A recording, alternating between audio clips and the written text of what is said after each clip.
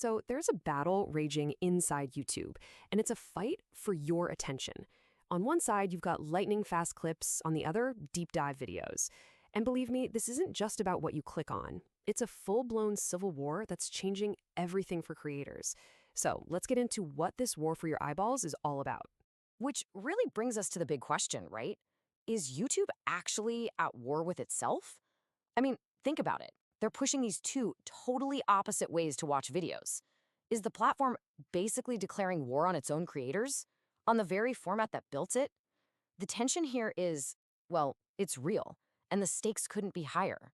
All right, so to really get what's going on, you have to start with the challenger in the ring. I'm talking about the short form tsunami, YouTube Shorts. And this wasn't just some new button they added. No way. It was a tidal wave that just came in and completely changed how we all watch stuff, pretty much overnight. And the sheer scale of this thing, it's just staggering. Get this. Researchers found that over 2 billion logged in users, that's billion with a B, are watching shorts every single month. That is a gigantic audience, totally hooked on that endless scroll. So, how does the shorts algorithm even think? Well, you've got to picture it like a super fast decision maker. It's built for one thing, discovery. It's looking at a few key signals: how long you watch, if you hit that like button, and this is the big one, if you swipe away. It's all about that instant hit, that gratification. It decides in a literal split second if a video is a dud or if it's going to get blasted out to millions. Okay, so this focus on speed, it leads to two totally different outcomes. Just look at this data from a 2024 study. Shorts, man, they crush it when it comes to the flashy stuff like views and likes. But look closer. See the comments? That's where long-form videos really shine. They build a much deeper, more conversational bond. It's really the difference between someone just glancing at you versus sitting down to have a real talk. So you can imagine, with shorts blowing up like this, it's caused a real crisis of confidence for the classic long-form YouTubers. I mean, the very ground they built their channels on suddenly feels like it's shaking. And listen, this isn't just a vibe or feeling creators have. It is backed by cold, hard data. That same study, they looked at 250 channels, and what they found was pretty rough. After creators started posting shorts, their regular long-form videos saw a huge drop in views. We're talking an average drop of over 740,000 views. For a lot of creators, that's just devastating. And this data just perfectly explains the frustration you see online. I mean, check out this quote from a creator on Reddit. It just says it all, right? A short gets 10,000 views, a few subs, great, but crickets, nothing, no bump at all for their main videos. That viral spark just doesn't seem to jump across the gap. So what's the real problem here? Well, another user on Reddit kind of nailed it. It's like you have two completely different platforms living under the same roof. The Shorts audience, they're trained for that quick, passive swipe. But the long-form audience, they're there to commit. They're ready to sit down for a 10, 20, even 30-minute video. And trying to get the first group to act like the second, it's a huge, huge challenge. But you know, this whole thing isn't just about stats and code. There's a real human cost here.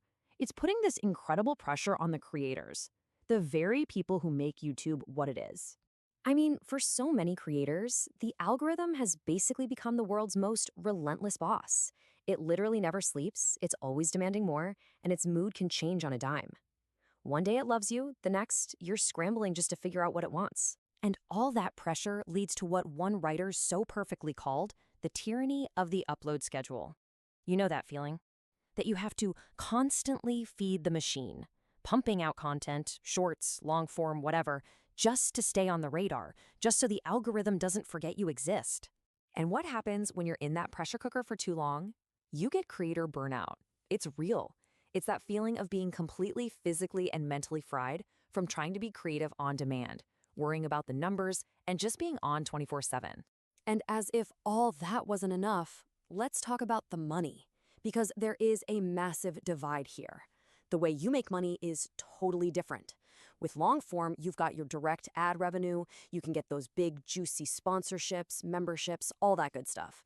But with shorts, the money comes from a shared ad pool, which means it's way less predictable and, honestly, often a lot less money, even if you're getting millions of views. Okay, so it sounds a little bleak, right? But this isn't where the story ends. Because out of all this chaos, a new strategy is starting to take shape. a hybrid future. The smartest creators are figuring out how to stop fighting the war and actually make these two formats, well, work together. And this is the aha moment. Check this out. An analysis looking ahead to 2025 found something really interesting. 61% of the top podcasts are now regularly posting full video episodes on YouTube. Let that sink in. This is the key. And this is what's led to the rise of the video podcasts. It's turning out to be the perfect solution, the perfect bridge between these two warring worlds. You get all the depth of a long form video, but with the potential to be discovered like a short form clip. So think about it. A video podcast takes that intimate, trust building feeling you get from a great conversation and combines it with the insane reach and search power of YouTube. It is literally the best of both worlds. And the host, Christina Najjar, just explains this so well. She says her podcast listeners are the closest because they are opting in. That's the key phrase. They are making an active choice to spend their time with you. That builds a kind of loyal community that you just can't get from someone passively swiping through a feed. So this all points to a really smart strategy. Instead of killing yourself making two totally separate kinds of content, you focus on one big, high-value pillar piece, your video podcast. And then you slice and dice it. You take all the best moments and turn them into shorts, clips, teasers. You're feeding both algorithms, all from one single recording session. Work smarter, not harder, right? So what does this all mean? It gives us a brand new playbook for success. Step 1, make that amazing pillar content. Step 2, chop it up into shorts so new people can find you.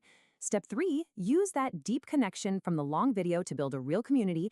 And finally, step 4, diversify how you make money, using the strengths of both formats. Suddenly you're not fighting the war anymore, you're actually winning it. So at the end of the day, this battle for our attention really boils down to a choice. And it's a choice for creators, but it's also a choice for us, the viewers. As this whole thing keeps changing, the real question is, what are we going to reward? The quick, endless scroll, or the deep, meaningful story? Because how we answer that, well, that's going to decide the entire future of what gets created online.